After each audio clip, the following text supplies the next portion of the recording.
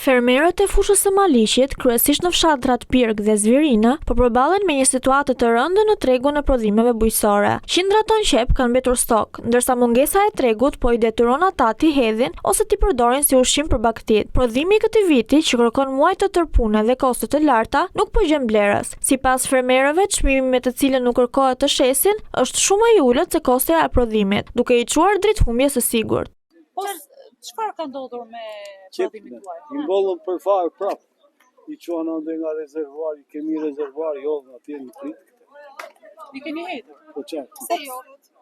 Se jodhën çfarë i bëj? Çfarë i bëj? Mbetën, ne na mbetën mollë, jodhën lumët, po s'të linjin as tithnin lumët pa. Se të vinë gjobit një. Duke u përballur çdo vit me këtë situatë. Këtu e kanë vetë tregtar. Çfarë bëhet këtu? Vjen tregtari që nga Tirana. Ma merrte mollën me 300 lekë ose 400 lekë. Kur vinte më sillte arkat që nga Tirana, ai që i shigonja unë e kishte çmimin 1200 lekë që shiste ajo atje. Po çepën sa ja u ka kërkuar si vjet? Çepën me 100 lekë. Me 100 lekë. Sa duhet jetë që të nxjerrit paktën ato që keni harxuar? Po tjetë mbi 400 lekë atje, 500 lekë. Kështu që. Ku të bëni thirrje sot? Po thirrje shteti ka, kush i ka ato? Shteti është rregullator, kush është?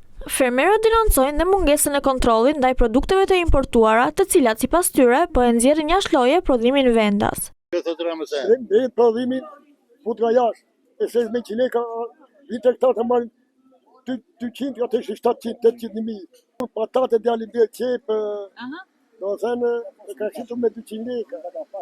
Se fut nga jashtë ai qepë. Tregtarët e kërkojnë me 20 lekë. 20 lekë. Kilogrami. Të vjetra. 200 lekë të reja. Që nuk justifikon koston e prodhimit. Të koston e s'marrë do të paratë. Që kemi edhur. Ka që në gushtë që oqë nga parcela, ja edhi prilli, tash i me zeshitëm.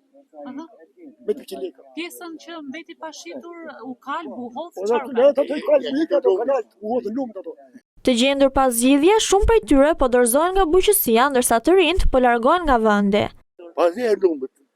I keni hedhur? Po këtë di bëj. Ja ka pse lopët e kalit. Po ta dhe që lopët. Ai nuk thonë as 200 lekë. Sa ja u kërkojnë tregtarët? Po 20 lekë. 50 lekë.